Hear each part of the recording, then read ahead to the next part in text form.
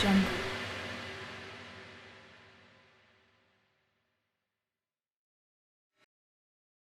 السلام علیکم پیارے دوستو، زلفی نالج لینڈ میں خوش آمدید۔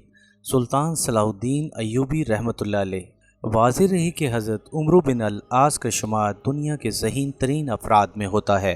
اس کے علاوہ آپ فاتح مصر بھی تھے۔ آخر صلاح الدین ایوبی نے یہی طریقہ اختیار کیا۔ پھر جب ایلیا کے صلیبی قلعے کا دروازہ کھول کر باہر نکل آئے اور حسب عادت رنگ رلیاں منانے لگے تو صلاح الدین ایوبی کے لشکر نے انہیں اس طرح پیس ڈالا جیسے چکی کے دو پاٹوں کے درمیان گندم۔ عیسائی سپاہیوں کی ایک بہت ہی معمولی تعداد فرار ہونے میں کامیاب ہو سکی، نصف سے زیادہ مزاحمت کرتے ہوئے قتل ہو گئے اور باقی نے ہتھیار ڈال کر امان طلب کی، مگر صلاح الدین ایوبی رحمۃ اللہ علیہ نے انہیں معاف نہیں کیا کیونکہ وہ متعصب اور فتنہ گر سپاہی تھے۔ سب سے زیادہ حیرت کی بات یہ تھی کہ ایلیا میں عام شہریوں کا نام و نشان تک نہیں تھا۔ گلی گلی کعبہ خانے آباد تھے جہاں صرف خوبصورت عیسائی طوائفیں رہتی تھیں۔ صلاح الدین نے فوری طور پر ایلیا سے ان بدکار عورتوں کو نکال دیا، پھر اپنے ایک فوجی دستے کو اس کام پر مامور کر دیا کہ صلیبیوں کے ظلم و ستم سے تنگ آ کر جو مسلم خاندان ایلیا ہجرت کر گئے تھے انہیں دوبارہ ان کے آبائی وطن میں آباد کیا جائے۔ اسکلان، رملہ اور ایلیا کی فتوحات پر خلیفہ مستعصی با امر اللہ اور سلطان نور الدین محمود زنگی نے صلاح الدین ایوبی کو مبارکباد کے خطوط کے ساتھ قیمتی تحائف بھی بھیجے۔ اس عرصے میں زبیدہ خانم بھی مصر پہنچ چکی تھیں۔ ماں باپ اور بھائی صلاح الدین کی اس کامیابی پر مسرت کے جذبے سے سرشار تھے، مگر صلاح الدین ایوبی بہت دن تک بس ایک ہی بات پر غور کرتا رہا کہ شاریہ اس کے خواب میں کیوں آئی تھی۔ آخر وہ کون سی روحانی طاقت تھی جس نے شاریہ کو اس کے اضطراب سے باخبر کر دیا تھا۔ اس دوران امارہ یمنی نام کے ایک شعلہ بیان شاعر کچھ مصری عمرہ اور سسلی کے عیسائی حاکم کے ساتھ صلاح الدین ایوبی کو قتل کر کے مصر میں دوبارہ فاطمی خلافت قائم کرنا چاہتا تھا، مگر صلاح الدین ایوبی کے ایک ہمدرد زین الدین علی نے اسے بروقت خبردار کر دیا۔ صلاح الدین ایوبی نے فوری طور پر اس سازش میں شریک ہونے والے تمام افراد کو گرفتار کر لیا اور پھر انصاف کے تقاضے پورے کرنے کے لیے مصر کی عدالت عالیہ میں ان پر مقدمہ چلایا گیا۔ آخر جب ان کا جرم ثابت ہو گیا تو انہیں سرعام پھانسی پر لٹکا دیا گیا تاکہ دوسرے فتنہ گروں کو عبرت حاصل ہو۔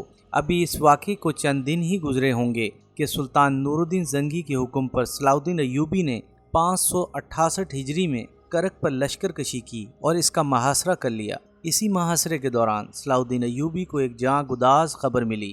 اس کا باپ نجم الدین ایوب گھوڑے سے گر کر مر گیا تھا۔ صلاح الدین نے سلطان نور الدین محمود زنگی کے نام معذرت نامہ تحریر کیا اور کرک کا محاصرہ چھوڑ کر قاہرہ روانہ ہو گیا۔ صلاح الدین ایوبی راستے کے خطرات کی پرواہ کیے بغیر طوفانی رفتار سے قاہرہ کی طرف بڑھ رہا تھا۔ اسے بس ایک ہی فکر تھی کہ وہ کسی طرح اپنے والد کا آخری دیدار کر لے۔ یہ بھی اس کی خوش قسمتی تھی کہ وہ اس وقت قاہرہ پہنچا جب نجم الدین ایوب کا جنازہ قبرستان لے جایا جا رہا تھا۔ صلاح الدین ایوبی نے کفن ہٹا کر باپ کا چہرہ دیکھا۔ آنکھوں میں اندو غم کا غبار بھرا ہوا تھا، مگر اس نے لوگوں کے سامنے اپنے آنسو بہنے نہیں دیے۔ نجم الدین ایوب کی موت کا سبب اس کا شوق چوگان بازی تھا۔ وہ اس قدر تیز گھوڑا دوڑایا کرتا تھا کہ دیکھنے والے دہشت زدہ ہو جاتے تھے۔ 18 ذی الحج 568 ہجری کو قاہرہ کے باب النصر کے قریب چوگان کھیلتے ہوئے وہ گھوڑے سے گر پڑا اور شدید زخمی ہو گیا۔ طبیبوں نے نجم الدین ایوب کی جان بچانے کی بہت کوشش کی، مگر ضرب اتنی گہری تھی کہ وہ ان کے اثر سے بے ہوش ہو گیا اور پھر اسی بے ہوشی کے عالم میں رخصت ہو گیا۔ اگرچہ نجم الدین ایوب اپنے بیٹے صلاح الدین کو منحوس تصور کرتا تھا، مگر صلاح الدین ایوبی کو اپنے باپ سے بے پناہ محبت تھی۔ وہ نجم الدین ایوب کی موت پر بہت زیادہ سوگوار تھا۔ بار بار وہ اپنی والدہ زبیدہ خانم سے اپنی جذباتی کیفیت بیان کرتے ہوئے کہتا، پہلے چچا رخصت ہو گئے اور اب والد بھی چلے گئے، جبکہ مجھے ان کے مشوروں کی شدید ضرورت تھی۔ زبیدہ خانم نے بڑی محبت سے بیٹے کو سمجھایا، کسی کے ماں باپ ہمیشہ زندہ نہیں رہتے، یہ تو سب وقتی اور مادی سہارے ہیں۔ تم اس ذات پاک پر بھروسہ کرو جس کے قبضے میں پوری کائنات ہے، جو اپنے بندوں کی رہنمائی بھی کرتا ہے اور مشکل کشائی بھی، جس نے تم جیسے ایک عام نوجوان کو مصر کی وزارت عظمیٰ تک پہنچایا، وہی آئندہ بھی تمہاری مدد کرے گا۔ والدہ کی باتوں سے صلاح الدین ایوبی میں نیا حوصلہ پیدا ہوا۔ پھر زبیدہ خانم نے اپنے بیٹے سے ایک عجیب سوال کیا، صلاح الدین مجھے بتاؤ کہ تم یہ جنگیں کس کے لیے لڑ رہے ہو، اپنی ہوس اقتدار کی تکمیل کے لیے یا تمہارا کوئی اور مقصد ہے؟ صلاح الدین ایوبی نے حیرت سے والدہ محترمہ کی طرف دیکھا اور نہایت پرسوز لہجے میں کہا، میدان جنگ کی طرف اٹھنے والا میرا ایک ایک قدم اسلام کی سربلندی کے لیے ہے۔ اگر تم اپنے قول میں سچے ہو تو پھر پستی کی طرف کیوں دیکھتے ہو؟ زبیدہ خانم نے باوقار لہجے میں کہا، اگر تمہاری ساری جدوجہد اسلام کی سربلندی کے لیے ہے تو وہ قادر مطلق تمہیں کبھی سرنگوں نہیں ہونے دے گا۔ اگر کبھی تم کمزور پڑ جاؤ تو وہ تمہیں غالب کر دے گا، اور اگر تم تنہا رہ جاؤ گے تو وہ تمہاری مدد کے لیے غیبی لشکر بھیج دے گا۔ بس اس کے قہر سے پناہ مانگتے رہو اور اس کا رحم طلب کرتے رہو، انسان کی نجات کا یہی ایک راستہ ہے۔ صلاح الدین ایوبی نے والدہ کی باتیں سنی اور پھر ان کی آغوش میں سر رکھ کر کسی معصوم بچے کی طرح رونے لگا۔ نجم الدین ایوب کی موت خود صلاح الدین ہی کے لیے نہیں، سلطان نور الدین محمود زنگی کے لیے بھی ایک بہت بڑا المناک حادثہ تھی۔ نجم الدین ایوب ایک بہادر اور تجربہ کار سپہ سالار تھا۔ اس کے مرتے ہی دشمنوں کا خیال تھا کہ نوجوان صلاح الدین مصر کی سیاست پر اپنی گرفت مضبوط نہیں رکھ سکے گا، اس لیے کمی گاہوں میں چھپے ہوئے دشمن باہر نکل آئے۔ سب سے پہلے ایک شخص عبد النبی خارجی نے یمن پر قبضہ کر کے خلیفہ بغداد مستعصی با امر اللہ کا خطبہ موقوف کر کے اپنے خطبے جاری کر دیا۔ جیسے ہی صلاح الدین ایوبی کو خبر ملی، اس نے اپنے بڑے بھائی شمس الدولہ توران شاہ کو ایک لشکر جرار دے کر یمن کی طرف روانہ کر دیا۔ شاہ یروشلم اموری کے جاسوس بھی ہر وقت صلاح الدین ایوبی کی طاق میں لگے رہتے تھے۔ جیسے ہی شمس الدولہ اپنی فوج لے کر یمن کی جانب بڑھا، شاہ اموری کے خبر رسانوں نے اسے اطلاع دیتے ہوئے کہا، یہ ہمارے لیے ایک سنہری موقع ہے کہ ہم آگے بڑھ کر مصر کے ساحلی شہر دمیات اور کچھ دوسرے سرحدی علاقوں پر قبضہ کر لیں۔ یمن پر فوج کشی کے باعث صلاح الدین ایوبی کی اکثری قوت نصف سے بھی کم رہ گئی تھی۔ شاہ یروشلم اموری نے دمیات کے حوالے سے اپنی پچھلی شکست کو فراموش نہیں کیا تھا۔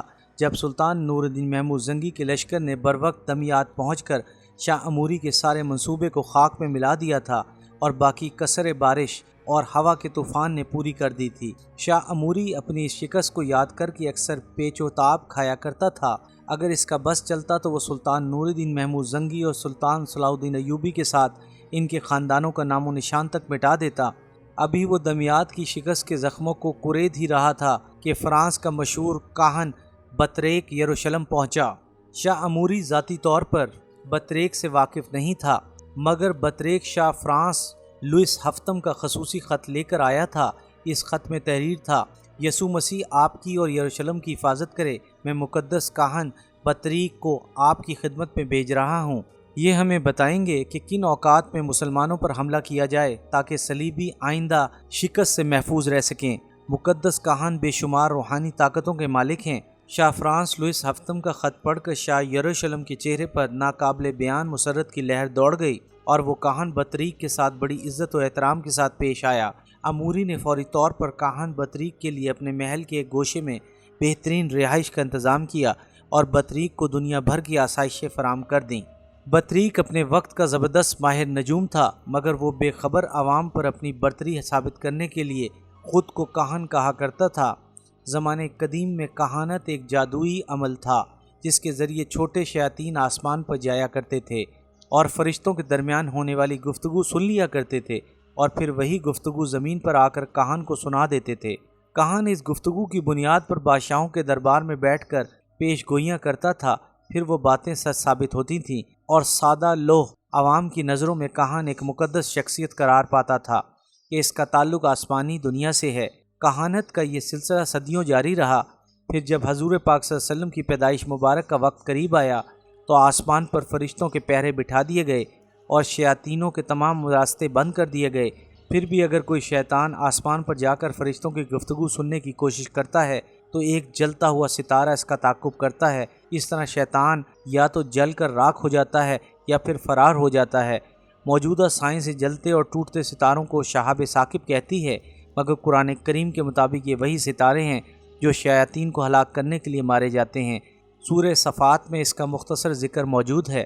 اس بندش کے باوجود کوئی شیطان اڑتی اڑتی نامکمل خبر زمین تک لے جاتا تھا اور کاہن کو منتقل کر دیتا تھا۔